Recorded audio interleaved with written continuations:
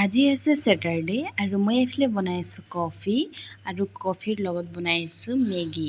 এইটো চাব পাৰে আমি এনেকুৱাই বনাওঁ স্যাটাৰডে, কাৰণ আমি স্যাটাৰডেত আমাৰ হোষ্টেলত দিয়ে আণ্ডা ভুজি আৰু আমি খাবলৈ বহুত বেয়া পাওঁ।